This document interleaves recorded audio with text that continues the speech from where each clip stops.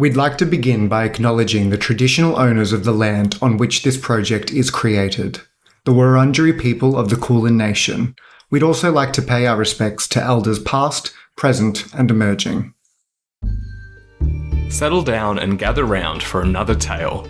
In the world of Nuwa, where time has carved and cultivated a magical utopia of wonder, a small group of adventurers unlock the deep mysteries of the land, its people, and themselves. Welcome to the Down Under Dungeon podcast.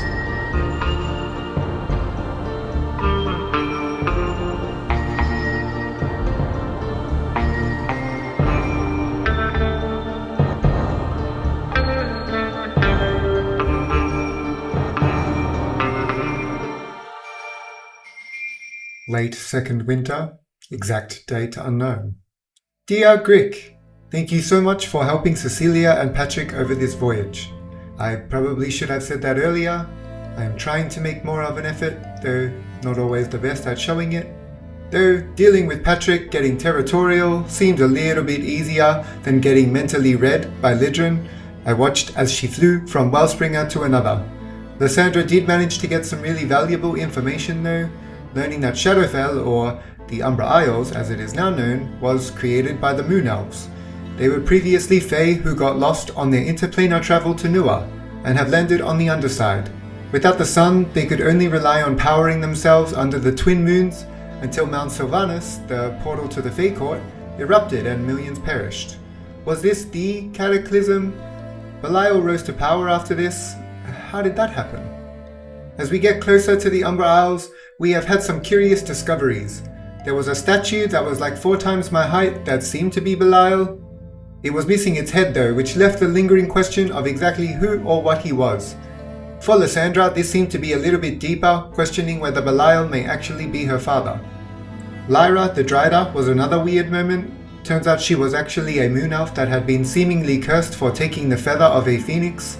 I don't know whether she took it from the phoenix or from someone else, but the curse that was bestowed upon her was awful. She seemed like she was in so much pain. What was able to bestow such a terrible and powerful curse? The lingering threat of the Were Wyrm was terrifying even to me, so props to you and the rest of the crew for being so courageous through this, especially when Lysandra thought she was being gifted another sword that was identical to her own, but it turned out just to be a mimic that attacked.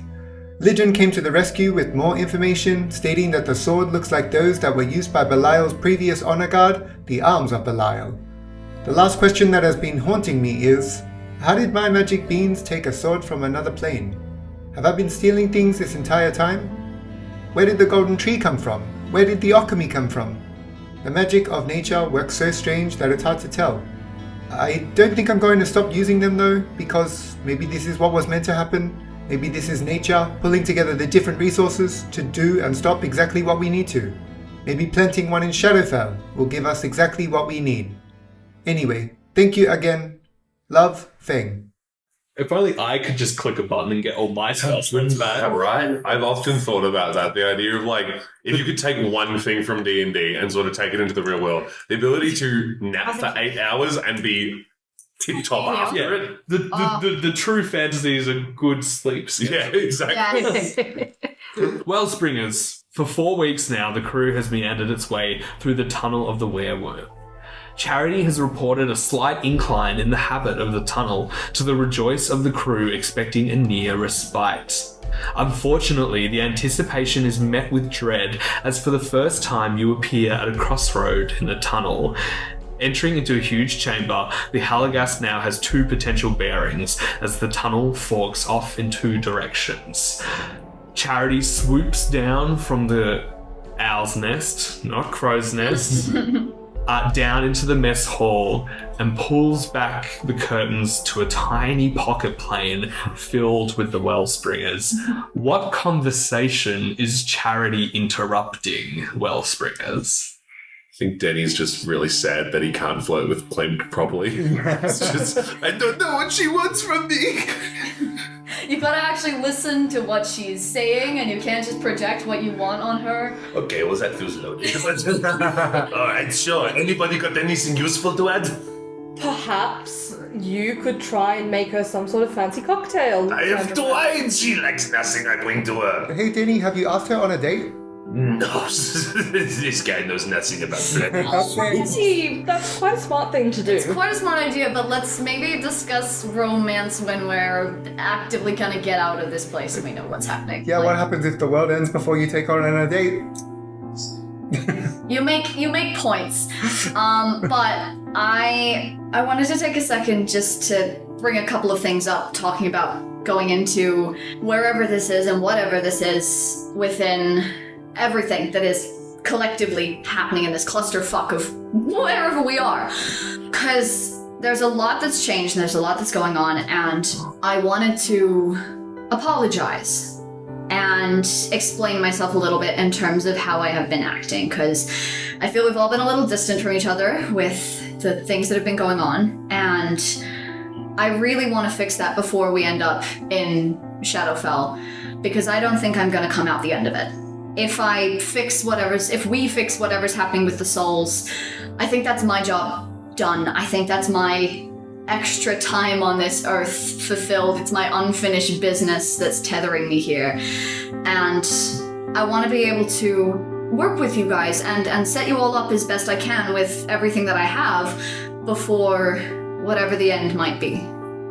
Feng will just look down to Louis and say, Louis, I don't think you need to apologize for anything about any distance. You know, all of us are kind of going through things at the moment. And you're right, we are seemingly getting to the end of this journey.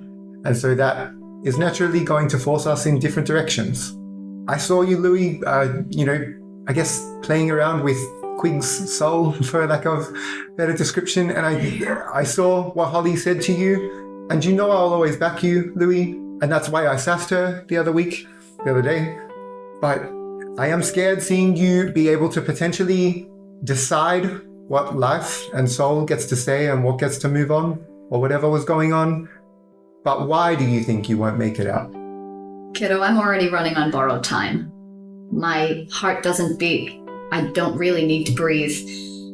Whatever journey this is leading me to, and whatever happened with Q and the ship systems, it scared the shit out of me. It absolutely terrified me. And for those of you who didn't see, she just kind of explains that little thing, the moment on the bow that happened.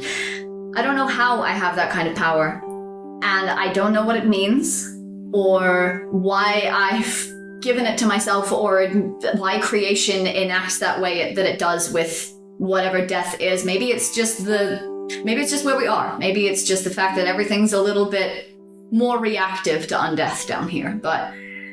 Louis, in this moment, you think back to what Lidrin told you about your body essentially being a cocoon that it's essentially fighting the natural order in order to anchor your soul to the material plane. And so now you wonder whether you can even trust your own thoughts right now. Are these your thoughts and machinations, or is this simply your soul trying to protect itself? I like to think what I'm doing is in the name of love and community and everything that I've stood for. But as we get closer to this, I am kind of concerned that it's just a race against my own self-preservation, that it could be selfish rather than selfless that I'm here, and whatever the conclusion might be, even if I want to move past it and go to where I originally wanted to go, I don't know, I just want you all to know that what I'm trying to do here is to set everything to rest and set everything right. And once that's done, then if I get control of what I'm doing here, then I would go with it. I would return to the natural order and go where I'm meant to be. Denis gets a nosebleed. Lysandra hasn't made eye contact with Louis this entire time, and just quietly says, "No, you can't go. I don't want you to go." Kiddo, I know you're going through some stuff, but you said the exact opposite to me about, 2 weeks ago? That was when you weren't saying you were just going to die. And I don't want anyone else to die. I'm already dead. No, you're not. You're here. Yes, you might not have a heartbeat, you might not be breathing, but you're here. That doesn't mean you're dead. I'm a person who's told her stories in song, in action, in movement. If my physical body isn't here, those stories are still gonna live on. I'm still gonna live on in all of you. Every time you get one of my little flute notes stuck in your head, every time you think of something we went through together, or a story that I've told you, or you look at the little bits of embroidery I've done on your clothes, I'm still gonna be around. Yes, but to be fair, she sort of means something different than like the memory of you. I understand that. I'm trying to conceptualize grief. Yeah, sure. What do you want out of this? Why do you want me to lead you on? I'm getting mixed messages. I guess, Louis, I want to be selfish and I feel bad doing that, but I want to go and find my dad. I want answers and I want to do all of that, and I feel like everyone's in my way. And I don't know if that justifies me taking these actions, and you being here stops me from hurting anyone else, I guess. But I can't just be your moral compass. I know. That's what we're all here for, to support each other, but you have your own path you want to follow. And that's okay. Charity! Jesus Christ, Charity! Oh, well, I'll remind you that you are still on office hours, so, the break's over, the captain wants to see you up on deck. Oh yeah, speaking of which, we have to talk about our payment. Since it's office hours, we should be getting paid by the hour, yes? Charity. So, could we please have a discussion about all of our paychecks? Charity flies away. Yeah, or is it that it's not that Charity? Feng leans down to Denis and says, "Don't you remember we're not getting paid until after they get back from the moons, because that's how we get paid with their moon resources?" Yeah, no, I just wanted to fuck off. Oh, it is. So as we start to make our way upstairs, Louis, still so the group can all hear, but just wants to move over to Feng because he's been quite quiet during this conversation and just wants to go, "Feng, I just wanted to check in after the phoenix feather escapade yesterday. I mean, considering everything we're here for, are you doing all right with that? What's going on?"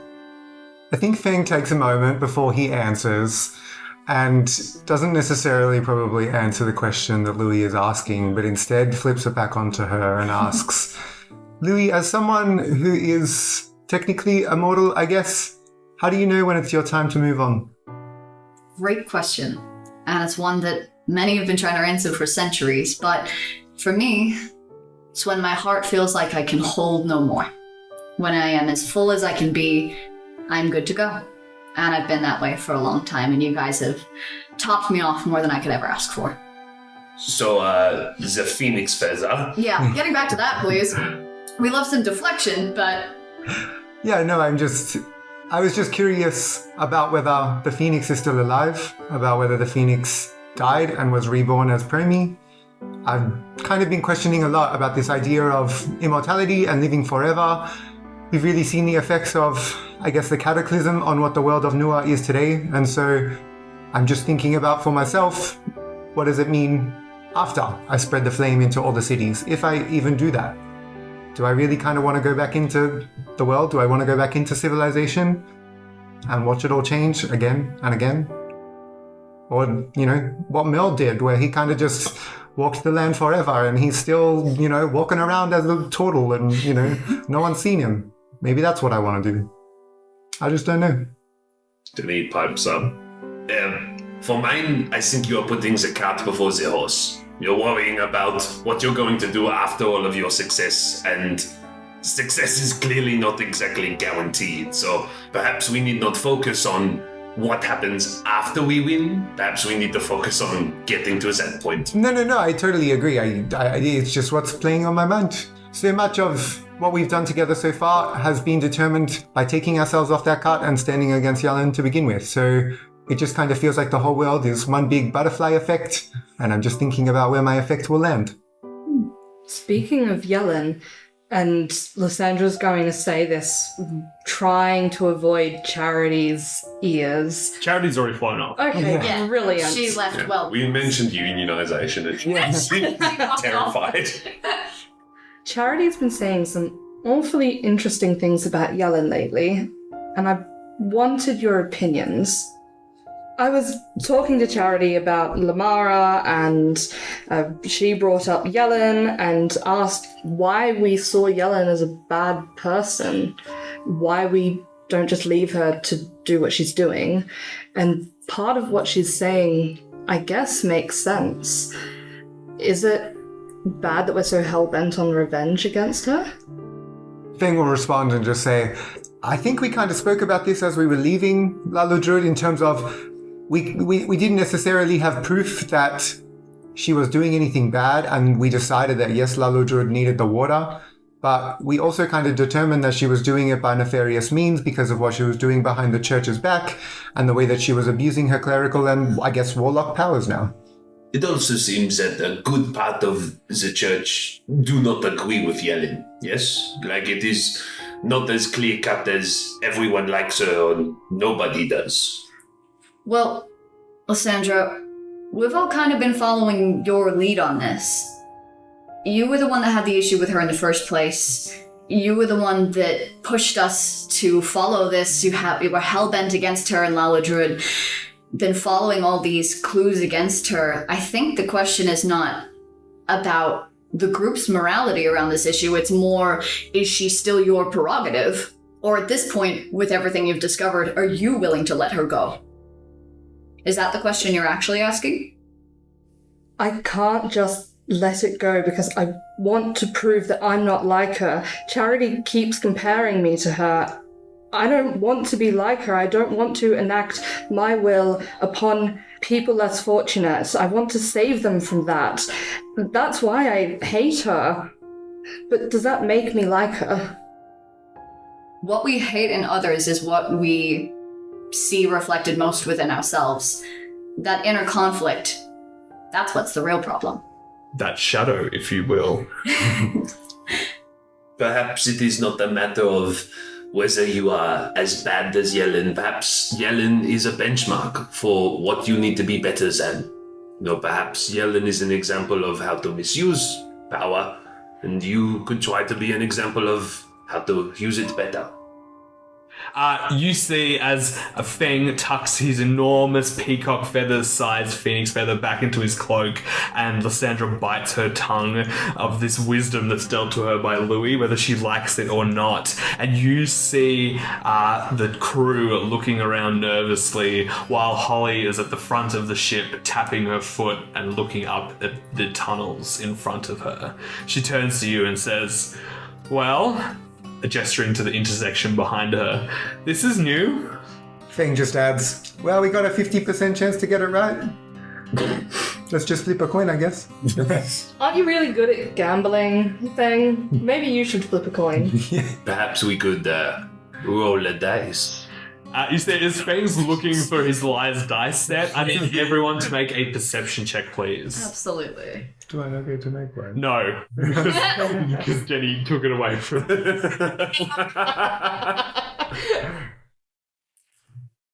Anyone get above a 15? Denny, you got a 19. Denny, you space out in a moment, probably thinking about Plimp. And then again, the same sensation. The shaking, vibrating feeling inside you again. Oh, shit. Okay, Holly, it seems like maybe the Were Wyrm is coming now, so I think we might need to just pick a direction and fucking go. Okay, so for our audience back at home, this is how it's going to work. With the Were Wyrm smelling the crew of the ship in its lair, you must make quick decisions to decide which path in order to escape. Wrong choices may lead to doubling back, which will allow the worm to catch up. You do not want the Were Wyrm to catch up. The minimum number of correct guesses / rounds to leave the Were Wyrm's labyrinth is 5. After each unsuccessful choice, the Were Wyrm will get closer in its pursuit by a factor of 1. The strategy here is as you're flying through this place in the dark, this is very quick. Attempting to avoid being swallowed whole, you may only act at the top of the round before a decision is made or after when dealing with the consequences. You have your full action economy to make rolls, use spells to quickly determine which route is more optimal or safer to traverse. If you use your action economy to discern the correct choice to take, you must rely on the others in your crew to help with the outcome, given the pace of this encounter.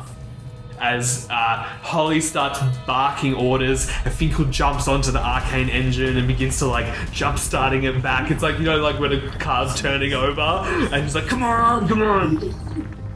Where are the Wellspringers situating themselves on the ship, and are you going to be acting at the top or at the bottom of the round? Feng will probably situate himself as close to the helm with Holly as much as he can, just so that if anything happens, he can help her and take over if necessary. Who are our navigators up the front? Lysandra is going to stand up at the stern of the ship and help navigate with her dark vision. Denis gonna make his way to the cannons in case they need to be fired for whatever reason. Louis just going to position herself in the middle so she's ready to run whichever way she's needed. Okay, so we have Lysandra, you are calling the shots at the helm of the ship. This is your first intersection. You see Finkel finally gets the arcane engine roaring.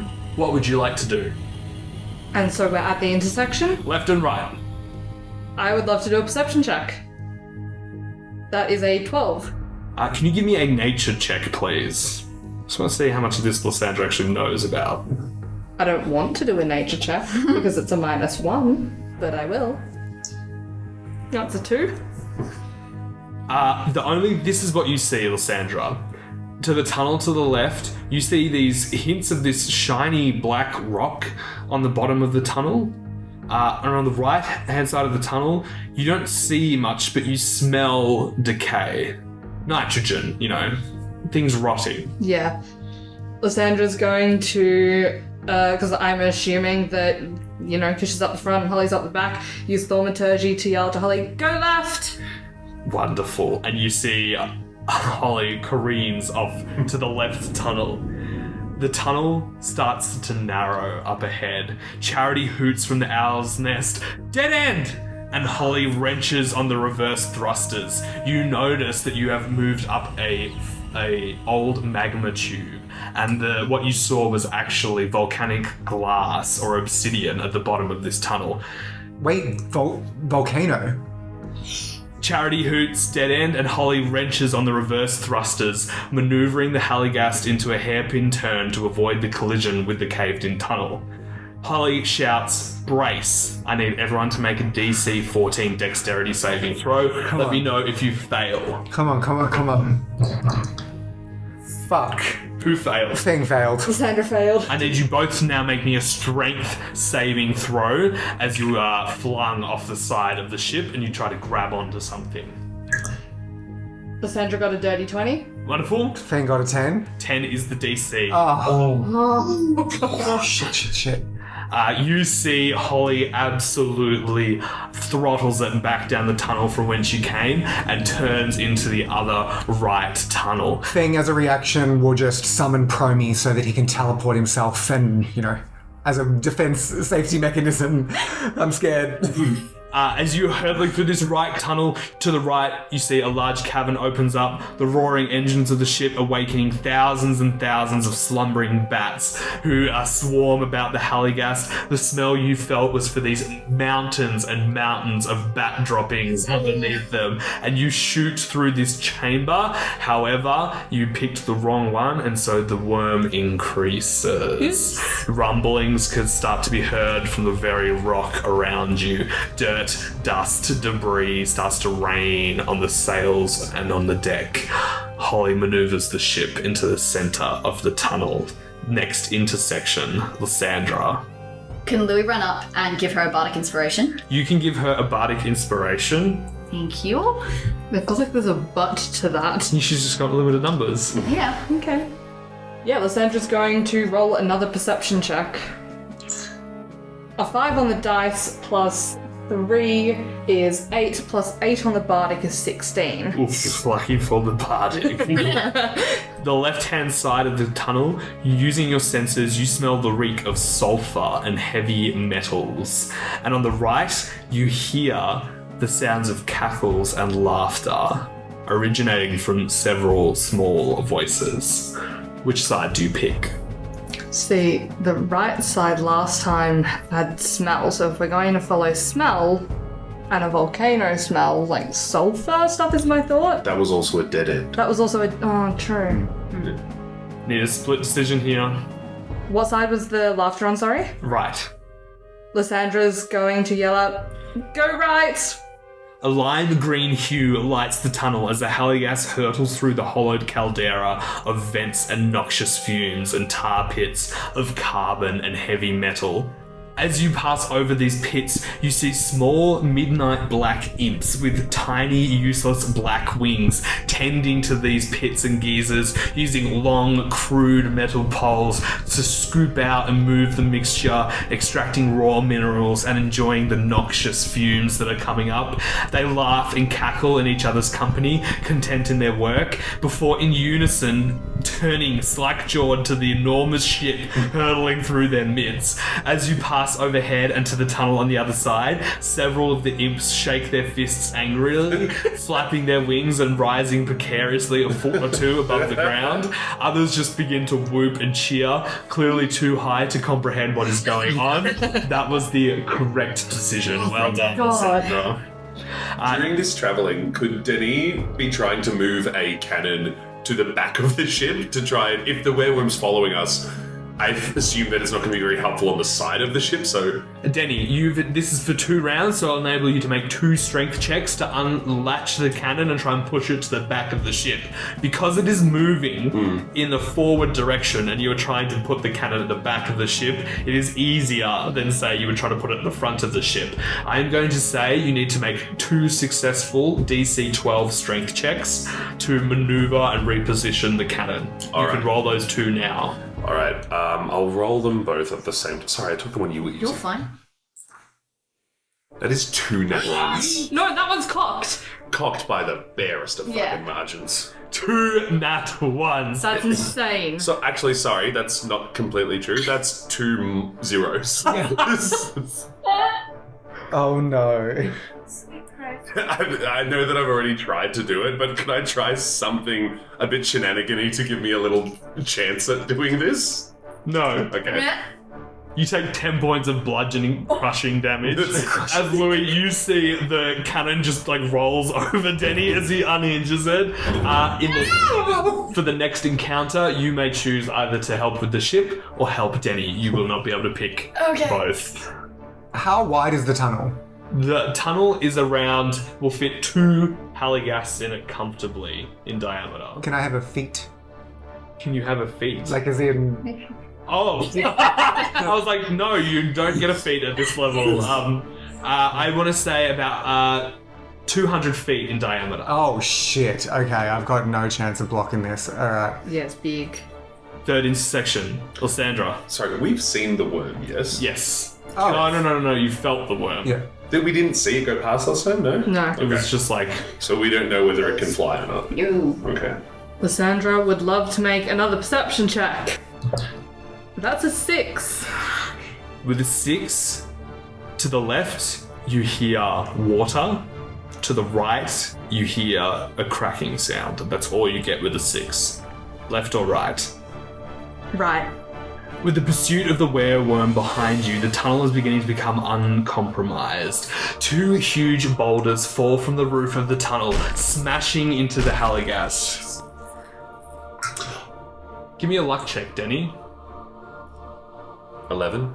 You see one of these boulders slams within centimeters of your head as you are trapped underneath the cannon. Jesus Christ, what is it with things and being on top of me today? The haligas takes 25 points of bludgeoning damage, and you see that these 2 size large boulders are now on the top deck of the ship, and you feel the ship start to slow down with the extra weight of these massive boulders on board. These boulders must be disposed of. So as I said before, these are category size large, so they take up 10 feet by 10 feet on the ship. There is a damage threshold to destroy these completely, or a strength check to lift them. What do you do? Feng swells inside, runs over to one of the boulders, tries to pick it up and throw it. Give me a strength check, Feng. With advantage. That's a 9. Not gonna do it. Louis, you are there. Yes. Denny, you can also try and lift the cannon up. Yeah, Louis. can I? Yeah. Wait, so the cannon is on me? Yeah. Did it roll over? It just rolled on. Okay. Cool. Louis, seeing these boulders, they're 10 feet in radius. She wants to cast Shatter on these boulders. Nice. So it's a 10-foot radius, and it's 3d8. A creature made of inorganic materials such as stone, crystal, or metal has disadvantage on a Constitution saving throw, DC 15. And sorry, you said that the boulder landed centimeters from me. Yeah, so I'll make that as well. No, I'm doing the one that's not on you. Wait, aren't you getting both of them? Do them both. Can I do? Okay, just twice then. Yeah. Wait, I thought they were 10 by 10, which is the whole space of the spell. But if you were to get If I'm each casting it twice. Oh, okay. Wait, what? Yeah. Yeah, remember this is casting ship twice. rounds, yeah. So it's ship round, so I can cast more than Oh, okay. spell. Yeah. Denny, make the con save. Sure. The first boulder fails. Good. The second boulder fails. Good. DC 15. Ah, Denny got a 14. Lysandra, can you also roll for the Halagast? Sure thing. Natural 20. Oh, thank God. Go for it. Okay. Please be high. It's 13 points of... Yep, 13 points of thunder damage. And they take twice that amount. They do. Sorry, Lysandra, can you roll for the Halagast with disadvantage for a con save? Because it is also made out of wood. Oh, okay. That is a 4. Damn. So, unfortunately, both the boulders and the Halagast take 26 points damage each, but they are gone, and the ship returns to normal, but the Were Wyrm has still caught up. Far behind you in the tunnel, you hear the sound of what could only be a hurricane wrenching itself through rock and exploding into the tunnel behind you. While too far to see at this point, you hear a screech so hollow and empty that the noise could be coming from a mile away or right next to your ear. Holly kicks the Halagast into its red zone. Q2 starts flooding the zone with diagnostics and warning signs, while the sounds of a stone avalanche harry towards the ship. Lysandra, you're at the next intersection. Feng actually in this moment is going to turn to Holly and say, I'll go and help Lysandra, and I'm going to cast Dark Vision on myself to also make perception checks along with Lysandra. Wonderful. Denny would love to try and make a strength check to get this boulder off of him. So with Feng up the front, Lysandra's going to turn to him with a thankful look and give the help action for a perception check. Thank you very much. And that 18 goes up to a 22. Wonderful thing. At the fourth intersection, the left tunnel appears nondescript and completely empty and dark. Even with your dark vision, the only thing you see is some rubble on the floor, but you've seen rubble before. On the right, the tunnel also appears to be nondescript, except for a faint purple light off in the distance. Feng screams towards Holly to go to the right. The dim purple light grows as the tunnel bisects a subterranean grotto. The undulating ground is peppered with thin rays of moonlight, cascading from a lofty cavern roof above. Bone-white cave critters skitter away from the light as the Halagast passes, as big as large dogs. Their mandibles and compound eyes glow in the cracks of moonlight. The ship is getting close to the surface, indeed. Well done, Feng, that was correct. What colour is the moonlight? Purple. Oh, Ooh. so it's a different moon. Or it's the two combined. Surely it's the two combined. Because aren't they red and blue? Everyone just trying to glean. Yeah, I know. Everyone trying to do actual insight checks into Emerson right now. Emerson, make a deception check. Casting tech thoughts on Emerson. The fifth intersection comes up. Feng. Sorry, can I make that check to try and get this Oh, cannon sorry. off of me? Sorry, yes. Go, Alright, Denny. here we go. It's a 4. I'm good, guys. Don't worry about me. I don't think I can punish this any longer. You all see the cannon continues to roll, and Denny is released, but then he gets caught up in the wheel and is like inside the cannon mechanics as it starts to push back towards the end of the ship. You all see Denny careening, like the cannon's going to break off the back of the railing and just fall off the back of the ship. And nobody fires a cannon. I did say that I'd summoned Promi. Can I get Promi to teleport him out of there? You can. Because that is a bonus action, and Dark Vision was my action. Go for it. Sweet, so I'll get, Promi to fly through the cannon itself. Even if we lose one, we implode the cannon. Yep. Holly doesn't need cannons on the moon. Fuck her. So I'll try and just get Denny out of there. So you're just letting the cannon go? I'm letting the cannon implode, careen off the side of the Halagast, If you can whatever get we need me to. out of there, I'd love to try and use my efficient fishing rod, which is my reskinning of lightning lure. It is for a creature, but the idea behind it is that you like cast it out and the other creature has to make a strength check or be pulled closer. So I'd love to try and, tell me if I can't, but I'd love to try and stop the cannon from going over the side of the ship. Just give me an Arcana check, Denny. Certainly. 16. DC 15. Nice. You are able to hold on to the cannon.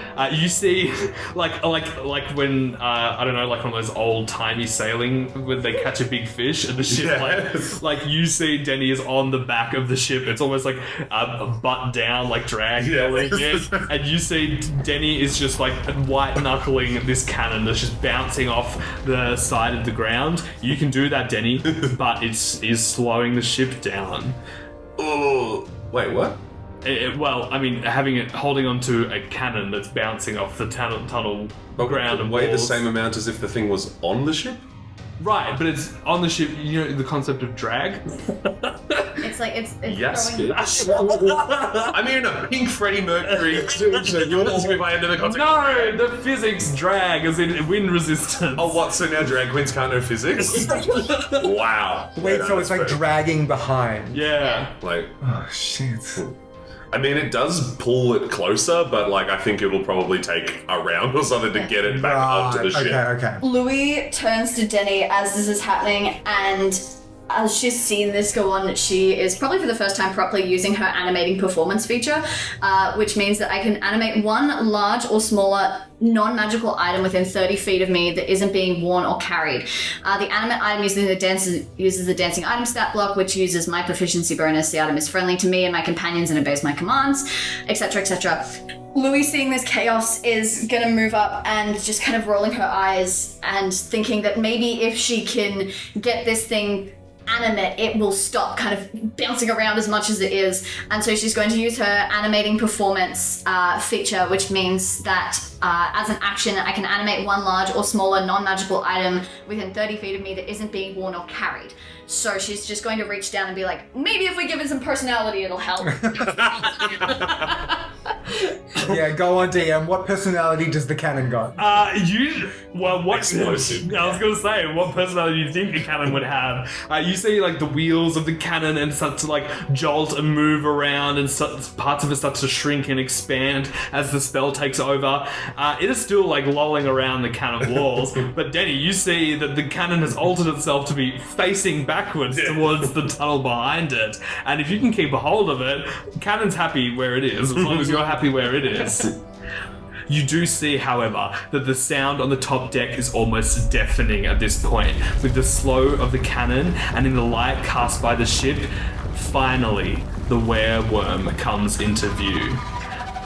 A glittering white and grey worm, colossal and fat in the weight of its engorged body. Its enormous scales, the size of shields, grinds the ground in a spiraling, undulating pattern, accounting for the din. Its head, forward-facing and still despite the writhing body behind it. 4 enormous hollow eyes set within a grotesque, draconic visage of drooping, pale, white flesh. As its unseeing gaze spots the Halagast, it once again opens its maw, screeching to reveal an abyss of circular teeth. Black crackles of lightning shoot from within, nipping at the heels of the ship. Kill it. Disgusting. Then he's gonna look at it and go, Dad? Yeah. Well, it's the last intersection, Feng. It's all down to you. Will Lysandra give me the help action again? Of course. Thank you very much. Funny if shit. Nah. Nah. Let's just try to get out of here. That's a 17. The two tunnels, once again, are fairly similar. There's only a small sensory difference between the two.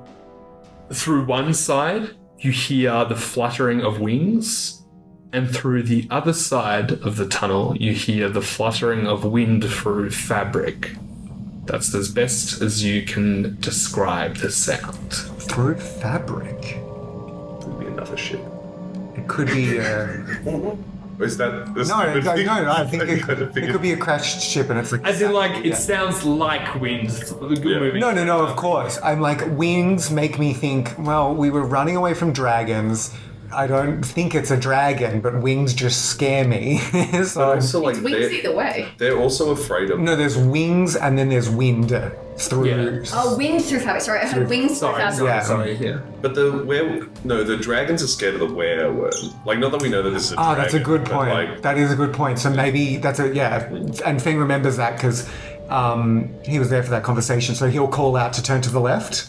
Suddenly, a headwind pushes against the Halligast, and for a split second, the crew is stunned before Holly calls for a shift in the rigging, speeding onwards and upwards.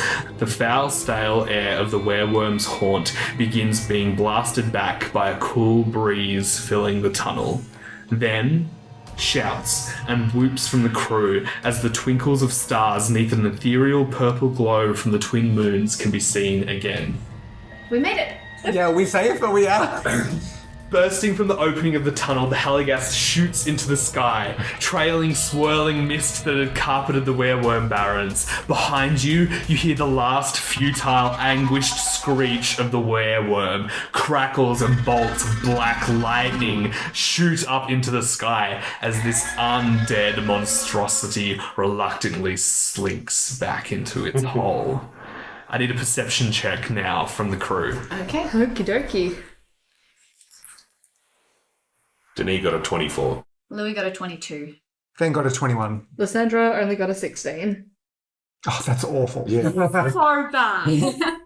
You are all enveloped with a crisp, cool air and a rush of relief as the bright purple light of the twin moons bathe you all. Here, you have never seen them so bright or so close. You can even see the pockmarks of asteroids and formations in their swirling forms. Below you, a small isle stretches out ever eastward. In your immediate vicinity, you see barren sweeping hills dotted with 100 tunnel openings as large as the one you had just escaped from. On the near horizon, the edge of a thick wood can be seen, sentinels of black and gnarled dead trees. Off to the south, the glitter of moonlight off an enormous harbour and smoke furling from dim lights beyond.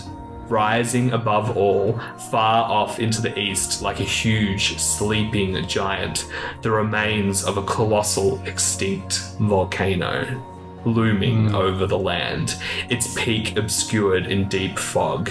Lydrin pipes up again, shaking you all from your stupor, and says, "Welcome, all, to the land of persecution, the Umbra Isles. You make it sound so welcoming. I told you and warned you about this weeks ago." And yet you still came with us, my dear. Okay, we don't need to get into it. It's nice, you know, a little cloudy for my taste, but it's nice. You like it, dear? Denny, like I said before, it's interesting having to repeat information to people. It's so novel. I remember we were banished from this Isles for presumably being evil and wicked in our ways, so I have no real soft spots for this place. No, I do not think you are evil, Lydrin. I think you're just hungry, and we have not found the white meal for you yet. She's been eating all your soup. You see she turns to Holly and say, "Is that a flirt? Was that flirting?" Denny, knowing that this thing can like read its mind, is gonna run. He's gonna get out of there before it finds anything out. Everyone else make a perception check if Denny runs away, please.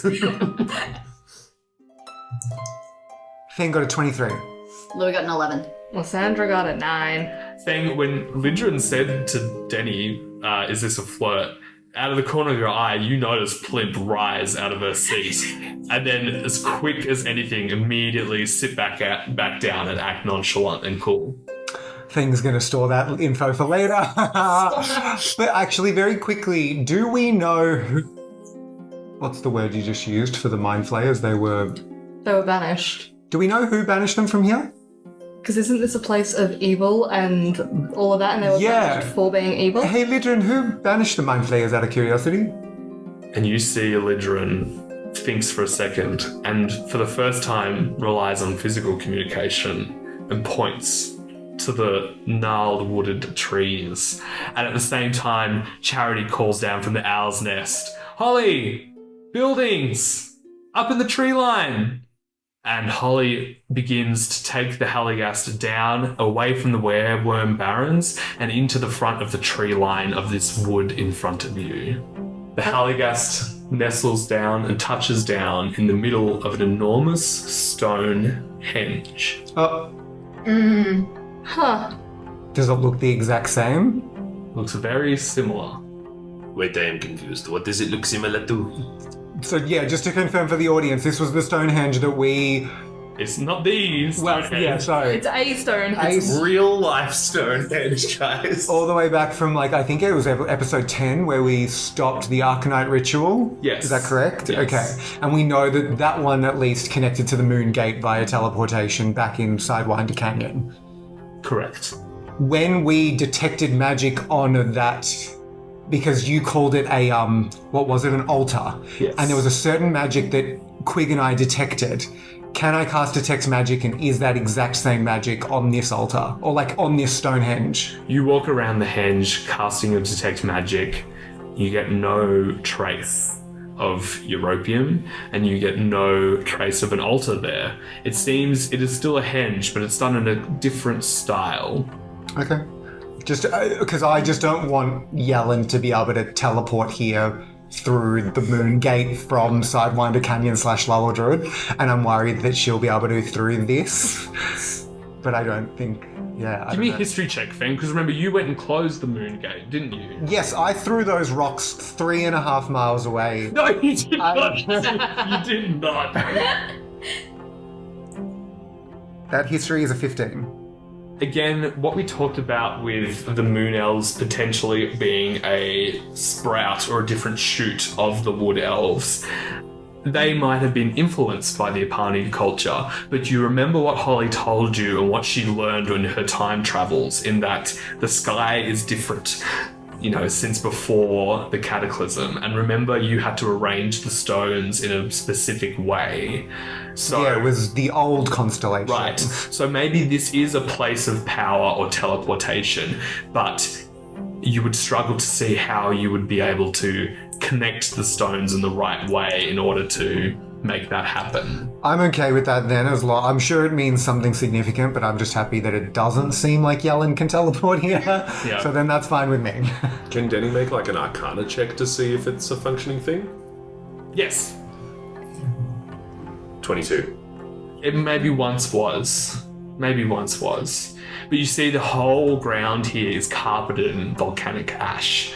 But it's ash that's been sitting here for a long time, and it's choked out the life from everything below it. And you see the Stonehenge is pretty much just a clear space in a sheltered space, so that's why they picked it there. You see Holly's already starting to set up a perimeter fence, and you're all starting to make camp here. But after the first couple of hours, some of the crew's gone missing. Grick, missing. Plimp, What? No. Sorry. missing. No. Holly just thinks they've just wandered off and doesn't want to raise a panic, and so she informs the Wellspringers of this. Sorry, Holly, are you telling me that the love of my life is missing? Oh, Denny, that's so sweet. I'm so happy for... Yes, she's missing. Denny's gonna try not to cry. Gonna make a perception check to not cry. Go for it. It's a 2. Louis puts a hand on your shoulder. I'm fine. You're not fine. I'm fine. What do you do? Can Lysandra immediately brandish her sword and do a perception check to see which direction they might have been taken off from? Go for it. That's a natural 1. Ouch. You guys see Lysandra looking very intently on the ground and not noticing the 2 tracks of footprints behind her leading off back into the tree line. She's too distracted with her sword, guys. Sorry. Can Denny make like an investigation check on those footprints, but also trying to see if there's anything through the footprints that would indicate why they've gone that way? That's a 9. Oh, God. You follow the footprints for a while, and they seem just normal stride footprints, but then suddenly the footprints move from distinct markings to drag marks. About how far away from the ship do they turn to drag marks? It's about 100 feet away from the stem at this point. So like a fair way out of eye line. Sorry, 100 feet from the henge at this point. Right, so it's a fair bit out of eye line? Okay. Guys, I think they went that way, and you can tell that at a certain point they were dragged, so I think something has taken them. How are you proceeding, stealthily or not? I mean, if there's an option, Denny's going to go for stealth. How's everyone else proceeding? Yeah, I think just before we all start to run off, we can quickly confirm with each other. We have no idea where we are. We have no idea what's here. We really know nothing, so maybe we should be stealthy, even though we got to be fast. 100%. I'm not overly stealthy. Is there anything you can do to help me? Yeah, Feng will cast Pass Without Trace. Amazing. So you all get a +10 to your stealth rolls while moving through this place. Denny got a 30. Louis got a 13. Feng got a 28. Lysandra got a 15. Not too bad. You creep through these putrescent woods. You see all of the trees here are dead. Carbonized, calcified, almost closer to stone and petrified wood at this point. And as you move forward in the dark, everyone except Denis starts to hear whispers. Do they sound familiar? They do sound familiar. It's not Quig's voice, is it? No. Okay. What am I rolling, sorry? History. Can all of us that hear it roll a history? I'm going to say just Feng for this one. I have proficiency in history. Can I give him advantage? Yes. Highest is a 12. Feng, you think back, and absent-mindedly your hand goes to the mushroom necklace around your neck. Well, yeah, when you said the petrified wood, that's what I was thinking as well, actually. You move onto a clearing, and you start to hear, except for you, Denis, everyone here starts to hear these disembodied whispers and voices, and you soon realize that it's actually coming from inside your head. And as you look over in the clearing, you see below several enormous myconid men with huge staffs tipped with black pitch. You see bound at their feet with this black hard substance over their mouth and binding their hands is Grick and Plimp, who are struggling against their binds. And you see that these myconid men are paying them no attention whatsoever, and they start going about their work. The myconid men pick up these huge chunks of volcanic soil and start to breathe their spores into it. Using some kind of druidic magic, they refunction this black material and wipe it onto the petrified trees, and within seconds, mushrooms, moss, starts to regrow as a seedbed. It appears that these mushroom druids are trying to regrow the forest, although it seems that their attempts might be in vain. And after a few more minutes, you see the mushrooms begin to wilt and die on the tree again. And they turn to each other, cursing in this language. Does Feng understand any of the language when he was talking to the myconid last? Did he is it the same language? Did he learn anything? You remember that you were only able to talk to the myconid man at the bottom of the Udrud Gorge. Back in episode, 5? Episode 4, actually. Yeah, okay. It was only when they shared their spores with you that you were able to fully comprehend it. Yes. And you remember that Denis was not there, which is why he cannot hear anything.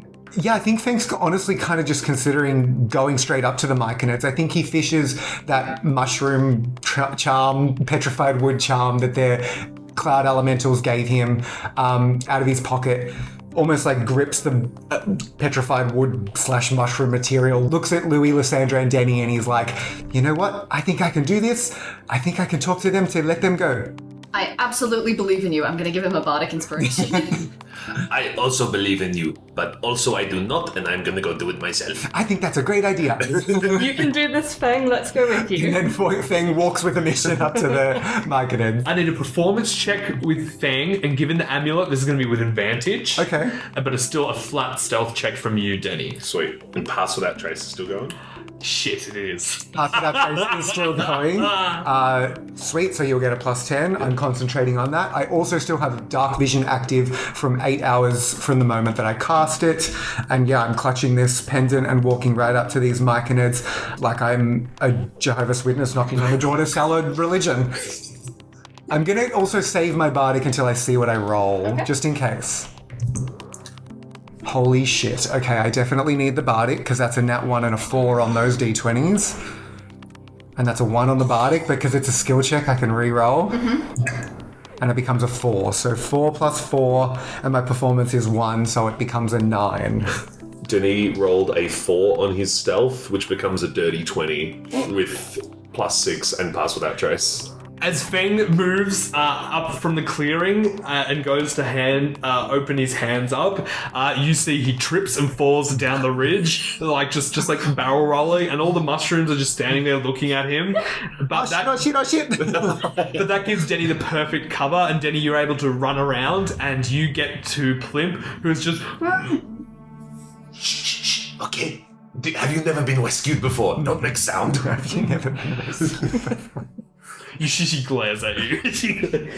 Yeah, you can hate me all you want. I'm trying to help, okay? You see that the same material that the druids are trying to use to rejuvenate this forest, it's the same substance that they've got binding her. It's almost like it's been turned to stone. Like it's like this material that can be shaped as a liquid but dries really hard and quickly.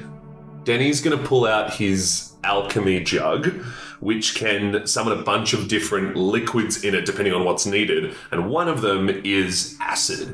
So Denny's going to summon some acid in his jug and start trying to just drip it over these restraints and dissolve them, at least enough that they can pull them apart and move. Don't ever accidentally put that in your food. Yeah. It's not apple cider vinegar. No. You say that like it hasn't happened already. You guys smell this acrid fume as Denny tries to break Grick and Plimp's bindings. Feng, you're in a pile at the bottom of the ridge. These mushrooms have just kind of circled around you. As you stand up, what do you say to them? Oh, hello there. My name is Feng. I've met some of you before back in Lalujud, Sidewinder Canyon. Do you know? Have you ever been there? You see each of these myconid men go and release a huge cloud of spores. And Feng, you know the deal by now. Yeah, Feng just lets it all shower over him, and he almost starts taking a dust bath, lets Promy take a dust bath as well, and he just rubs his underarms with the spores and... Yeah, you see it's you know how flour is very flammable, and you see around Promy it just kind of all fire-ups. Feng, you hear in your mind is in a questioning tone.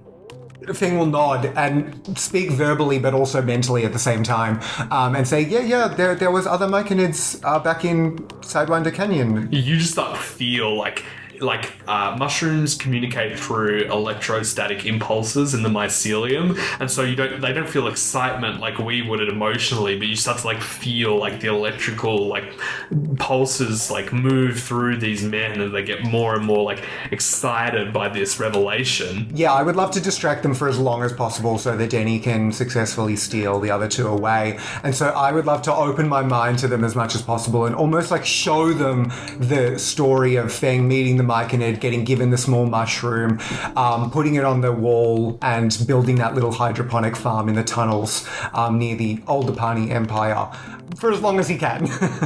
Feng, as you do that, Denny, the shackles break off Plimp and Grick. How are you getting them out of there? I mean, they're rogues, right? Could Denny very quietly say, Okay, guys, we're just going to hide and sneak off back to the ship before Feng is done distracting them, okay? Wait! They're going to make 2 stealth checks. Can we get a stealth check from you? They don't have pass without trace, but they still rolled above 17. yeah, and Denis rolled a 31. Nice. Denny, as you are able to get Plimp and Grick out, covered in this volcanic ash, Feng, as you try and tell them your story, the myconids reach out and touch the amulet on your chest. and you all of a sudden get tunnel vision. And as you're trying to communicate the message of the Myconid man in Lull or Drud and the amulet and something, you feel that connection to those mushrooms that you planted so long ago in the Sidewinder Canyon. And noticing, because they were the spores from the Myconid man that you first met. He senses that connection. Can he... Do you want to push it further? Yeah, I was going to say, can he put the pendant on and push that connection further? Give me another wisdom saving throw. It's a 10. It's going to take you longer to work this out. Perhaps these men can help you.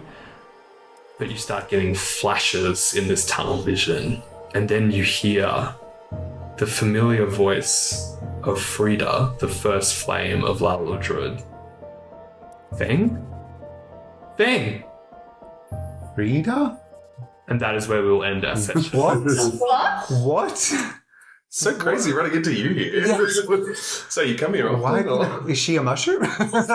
Spoiler alert. Yeah. This circle's a mushroom. Dun dun dun! Yeah, what? Yeah. Everyone is mushrooms. Well done, gang. You escaped the werewolf. Oh, thank God. There was actually, you did that so much better. I should have made it harder between left and right because there were lava chambers. There were glyphs that were going to tear the metal apart on the ship. Jesus. I had so much other stuff. You guys did really, really I'm so well. glad Feng. Well, yeah, as soon rolling as... so terribly. As soon as I realised it was all in that perception check, I was like, no, we need 2 people over there. Yeah. And the worm didn't get to attack you. You got out. If I had one more round, it could have attacked. And that would have been a big problem for, obviously, Holly's expedition with a half-attacked ship. But just so for everyone at home, the werewolm... How would my tiny little animated cannon have done against it? Yeah, you were never going to kill it. No. You were just what you could do is by attacking it and annoying it, it would have pushed it back one stage in the chase, so it would have bought you a little bit more time. But this thing had plus 12 to its attacks. It had a DC 19 on its spell saves. Spells? Yeah, it had a breath necrotic weapon that did 12d12 necrotic damage. Yeah. I needed to make it scary. Thank fuck we didn't fight it. Selfless plugs this week? Yeah, I've got one. My selfless plug is actually for something that you did. Who did? You did. Who's you? You, my beautiful boyfriend. No, my name. It's Oscar. Emerson. So I'm severely arachnophobic. Like, severely arachnophobic. And I'm severely homophobic. That's what I'm going to say. and Emerson beautifully brought home some praying manti for us to have on the balcony. And over the last 6 to 12 months, we have had a very, very small colony of praying manti that are just constantly laid eggs. They've hatched. And so we've had hundreds and hundreds of praying manti on our balcony. And then we just watch them grow bigger and we name them all. And they eat the spiders. And look, I'm not going to sugarcoat this. They're not fully doing their job at the moment. They're not earning their full paycheck. You hear that? There's some real big fuckers out there. Look, Dan's arachnophobic, but they move like Spidey, so I hate Spidey. Yeah, So- that also is what I'm struggling, but it's I have to just learn to live with a poison. I really want a pet praying mantis, but they only live for 12 months. Yeah. They don't live very long at all. But no, we started with A. We're down to F or G. I think Fergus. G. Fergus is Fergus is our current. Fergus is our current big Eden boy. and Fergus. But we think he might have eaten Eden. Well, that's what happens. It's Yeah. part of the cycle of praying manti. I'm gonna lie, pretty hot. Yeah. A cigarette after sex, more like Yeah. Cigarette and head. Yeah. the title of this episode. Cigarettes and head. Sounds like a Chet Faker song. It Yeah. does. All right, gang. Don't forget to follow us on our socials at Down Under Dungeon Pod and from our link tree. Make sure you send us or tag us in all of your fan art, and you can always email us at downunderdungeonpod@gmail.com. Please leave us a 5-star rating on both Apple Podcasts and Spotify, and we will see you next week in the Umbra Isles. We're back.